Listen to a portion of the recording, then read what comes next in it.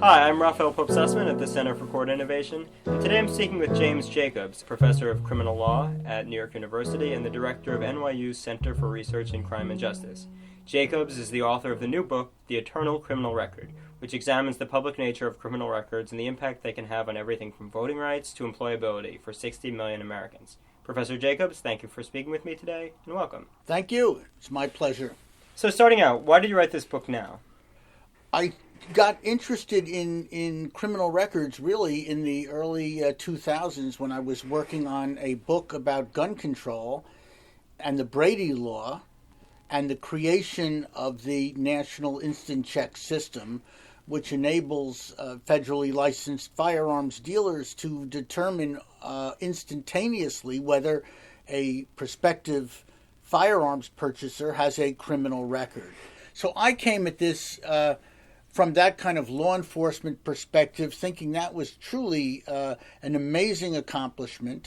Most people that work on criminal records come at it out of concern about collateral consequences. I, too, am concerned about collateral consequences. I deal with that in my courses and in some writing. But that was not my first impulse. And the book itself is not a book about collateral consequences. It's a book about the information infrastructure of the criminal justice system. Let's talk about the 60 million Americans with criminal records. What does that include? What triggers a criminal record is dependent upon the law of each state, and so states differ to some extent on the lowest level crimes. Here in New York, we have a lot of crimes that have been redefined as violations, and not all of those end up on your criminal record. Traffic offenses do not. Juvenile offenses also differ from one state to another. But a very interesting question is whether a criminal record includes arrests as well as convictions. And the general answer to that is yes, because our criminal record system is arrest-based. So once you are fingerprinted and booked, that establishes an arrest record and is not normally erased even if you're not convicted. Something that really stood out to me in the book is the difference between the American justice system, in which the right to know is privileged above all else, and the European system, where there's more of a focus on the right to privacy. Can you talk about that? Well, it's a great example of American exceptionalism. I don't think there are many, if any, other countries in the world in which criminal records are as public as they are in the United States. And I think that brings out our commitment to both free speech and to the transparency of governmental operations. Our court records have always been open to the public, to anyone who wants to see them. In European countries, that's not the case. You have to have a reason and convince the court you have a reason to look at a court record. Our police records are not open to anyone who wants to see them. But our state legislatures have passed many laws which give permission, authorization to various industries and businesses and voluntary associations to obtain police records. So it's a big difference. In Europe, they consider a criminal record to be personal information. Here, we consider it to be quintessentially public information. You know, these are two different systems with different values. I don't want to say one is right. There is a value to an open society. There is a value to open courts. But that also means that there's a negatives, and people are stigmatized by their criminal records, and they can't be kept confidential. Do you believe in a right to be forgotten? I don't really believe in a right to be forgotten. I don't like the idea of changing history. To me, it conjures up one of those movies about Eastern European dictatorships and people going in and changing the historical record. And, was this guy ever arrested or was he ever convicted for corruption? Yes, no. I mean, people have a right to know. In general, I believe that we are better off with more information rather than less information. I'm one of these old-fashioned guys who really has a strong commitment to First Amendment rights. I believe, people have a right to speak and to convey information that they have. It's also very difficult in the information age that we live in now to bury information. Here in New York, low-level offenders are theoretically eligible to apply for a certification of rehabilitation, which, pending completion of a sentence, restores a range of rights and removes, for example, legal barriers to employment. Why do you prefer this policy to the expungement or sealing of records? Well, I think I do prefer certifications of rehabilitation to expungement. I don't like changing history.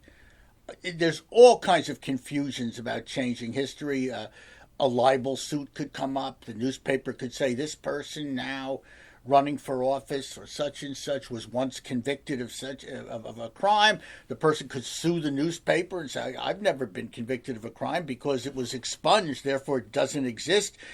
It doesn't change. We shouldn't be thinking of changing history. History is what it is. I have no objection. In fact, I think it's a sensible idea to try to help people overcome the bad and dangerous things they've done in their past. People do change, and they can demonstrate that change. So maybe we should have more information rather than less, and the certification of rehabilitation is a step in the right direction. If the state recognizes that you have acted honorably and credibly and in a law-abiding way since the time of your conviction, giving you the certificate to recognize that, I think, is a very sound policy. Homing in on the employability of former offenders, what is Ban the Box? Ban the Box is a movement that started out in California maybe a decade or more ago. A group of activists were lobbying to have the city of, I believe it was in San Francisco or Oakland, to stop putting on their employment applications, have you ever been convicted of a crime? They said eliminate that question because it screens out people too early in the employment process. It can be used as an automatic screen so that anyone who puts, yes, I have been convicted, isn't even considered, regardless of the circumstances. But the way that it was, and this isn't always understood, the way that it was lobbied for in the beginning anyway, and the way that it's been enacted in many cities now and some states, is that it doesn't mean that you're never asked. It means that you're not asked in the initial employment application.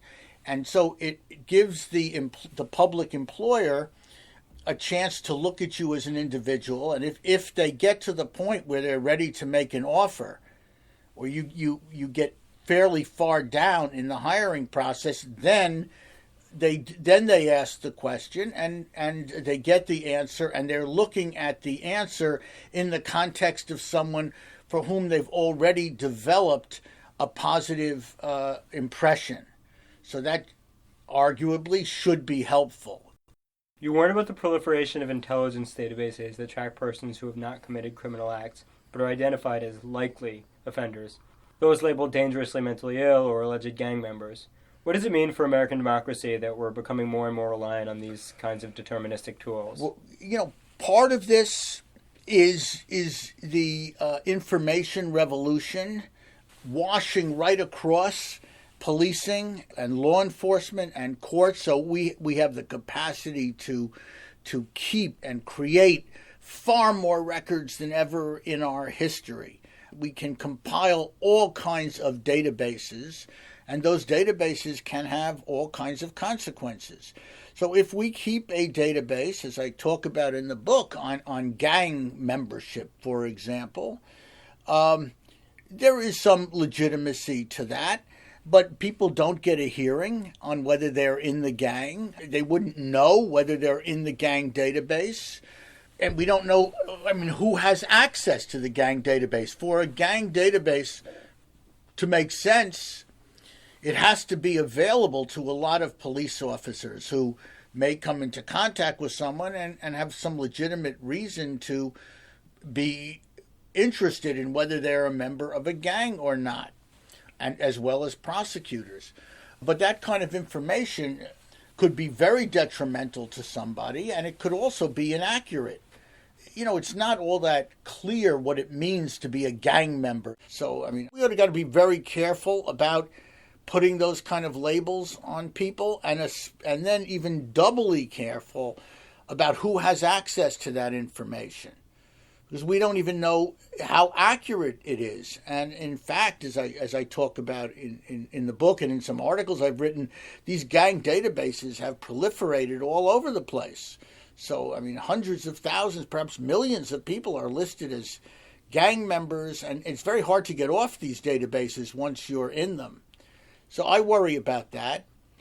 The issue of the dangerous mentally ill is very interesting, because after the Sandy Hooks and some of the other mass shootings, there's been a lot of calls for getting better intelligence databases on people who are mentally ill and dangerous, so that they cannot purchase a firearm. Right? We don't want people who are dangerous to have, so we could create databases.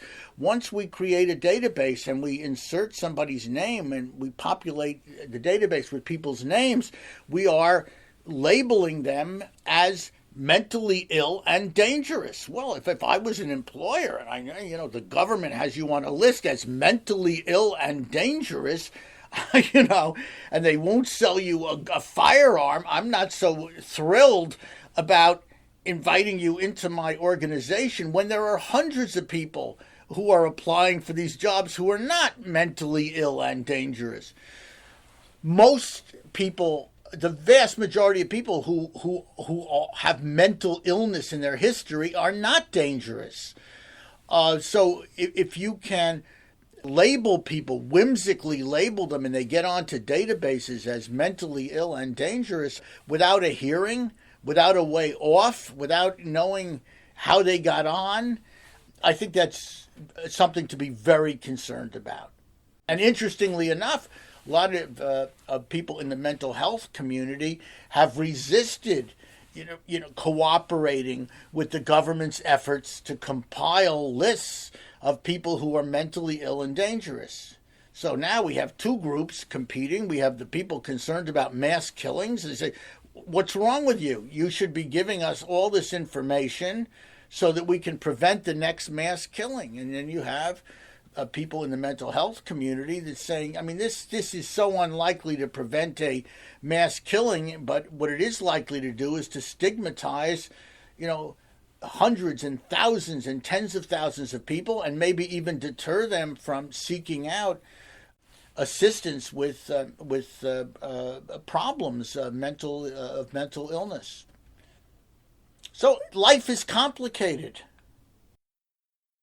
I'm Raphael Pope-Sussman, and that was James Jacobs, professor of criminal law at New York University and the author of the new book, The Eternal Criminal Record, from Harvard University Press. To learn more about the Center for Court Innovation, please visit www.courtinnovation.org. Thank you for listening.